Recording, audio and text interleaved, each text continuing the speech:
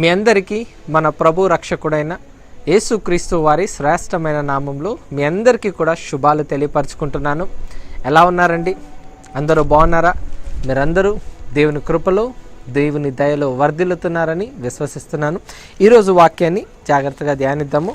16వ కీర్తన 11వ వచనం. జీవ మార్గమును నీవు నాకు తెలియజేసేదవు, నీ సన్నిధిని సంపూర్ణ సంతోషము కలదు, నీ కుడి చేతిలో నిత్యము సుఖములు కలవు. ఈ కీర్తన మనం జాగ్రత్తగా గమనిస్తే దావీదు గారు రాసిన మాటలు ఎంత అద్భుతంగా, ఎంత చక్కగా దేవునితో ఆయన సహవాసాన్ని గడుపుతున్నాడో చూడండి. జీవ మార్గము నీవు నాకు తెలియజేసేదవు అని అంటున్నాడండి భక్తుడు. నిజమే కదండి. మనకు జీవ మార్గం ఎటెళ్ళాలో, ఏ విధంగా వెళ్ళాలో మనకు తెలియని సమయంలో వాక్యమే అండి మనతో మాట్లాడేది. కాబట్టి వాక్యము చాలా అవసరం. బైబిల్ చదవడం చాలా అవసరం. మనం ఏ మార్గంలో వెళ్ళాలో, ఎటు వెళ్ళాలో తెలియపరిచేదే వాక్యము. కాబట్టి ప్రియులారా, ఈ జీవ మార్గమును దేవుడు మనకు చూపించాలంటే నిత్యము వాక్యాన్ని చదువుతూ ఉండాలి. ప్రతిరోజు వాక్యాన్ని చదవండి, నెగ్లెక్ట్ చేయకండి. ఇందులో దేవుని స్వరం ఉంది. ఆయన మనతో మాట్లాడాలని అనుకుంటున్నాడు. కాబట్టి ప్రతిరోజు బైబిల్ రీడింగ్కి కొంచెం సమయాన్ని కేటాయించుకోండి. కొంతమంది బైబిల్ చదివితే ఏమొస్తుందిలే అని ఆలోచిస్తుంటారు. లేదు ప్రియులారా, ఇదే మీకు జీవ మార్గాన్ని లోనికి తీసుకెళ్లేది, మిమ్మల్ని ఎటెల్లాలో గైడ్ చేసేదే బైబిల్. దాని తర్వాత అన్న మాట, నీ సన్నిధిని సంపూర్ణ సంతోషం కలదు అని అంటున్నాడు భక్తుడు. నీకున్న సంతోషం ఏంటి? భక్తుడిని అడిగితే దేవుని సన్నిధే నాకు నిత్యమైన సంతోషం అని అంటున్నాడు. దేవునితో ప్రార్థనలో గడపడం నాకు సంతోషం అని అంటున్నాడు. వాక్యం చదవడం నాకు సంతోషం అని అంటున్నాడు భక్తుడు. మరి నీ సంతోషం ఏంటి?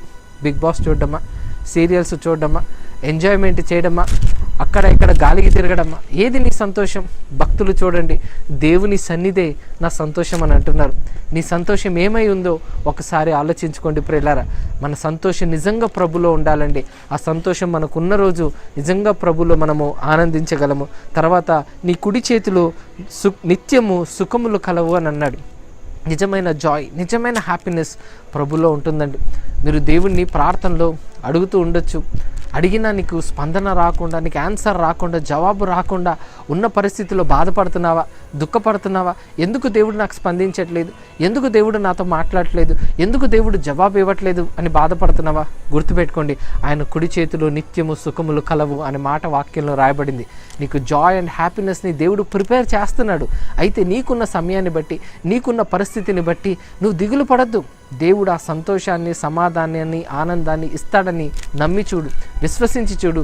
దేవుని కార్యాలు నీ జీవితంలో చూస్తావు. కాబట్టి దేవుని సన్నిధిలో నిత్యమైన సంతోషం ఉందని, ఆయన కుడి చేతిలో సుఖములు ఉన్నాయనని, ఆయనను వెంబడిస్తేనే జీవ మార్గం ఉందని గ్రహించి ప్రతిరోజు వాక్యము, ప్రతిరోజు ప్రార్థన చేయండి ప్రియులారా. నిత్యమైన సంతోషం, నిత్యమైన ఆనందము ప్రభులోనే ఉంటుంది.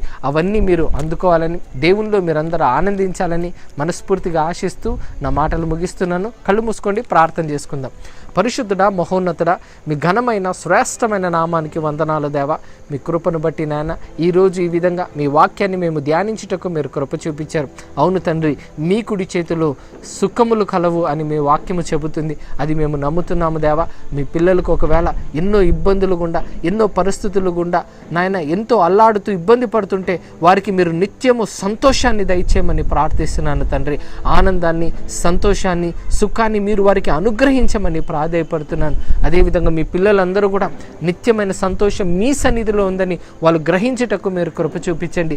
ప్రార్థన సంతోషంగా చేయుటకు మీరు కృప చూపించండి. వాక్యము సంతోషంగా చదువుటకు మీరు కృప చూపించండి దేవా. మీలో వాళ్ళు వర్ధిల్లుటకు మీరు ఆశీర్వదించండి. అన్ని విషయాల్లో మీ పిల్లలకు మీరు తోడుగా ఉండి, మీరు సహాయకర్తగా ఉంటూ నడిపించాలని ప్రార్థిస్తున్నాను. మరి ముఖ్యంగా జీవ మార్గానికి వెళ్ళే మార్గం వారికి చూపించండి తండ్రి. ఒకవేళ లోకము వైపు నడుస్తున్నారేమో, అటు నుంచి నాయన వారు జీవ మార్గము వైపు నడుచుటకు మీరు కృప చూపించండి. మీరు చేపట్టుకుని నడిపిస్తూ, వారిని దీవిస్తూ, ఆశీర్వదిస్తూ ముందుకు తీసుకెళ్లాలని నజరేతుడైన యేసు క్రీస్తు వారి శ్రేష్టమైన నామం పేరట వేడుకొంచెం ప్రార్థిస్తున్నాను తండ్రి. ఆమేన్. మంచిదండి. మీరందరూ కూడా దేవుని కృపలో వర్ధిల్లాలని ఆశిస్తూ సెలవు తీసుకుంటున్నాను. ప్రభు చిత్తమైతే మరలా కలుసుకుందాం. Thank you so much. God bless you all.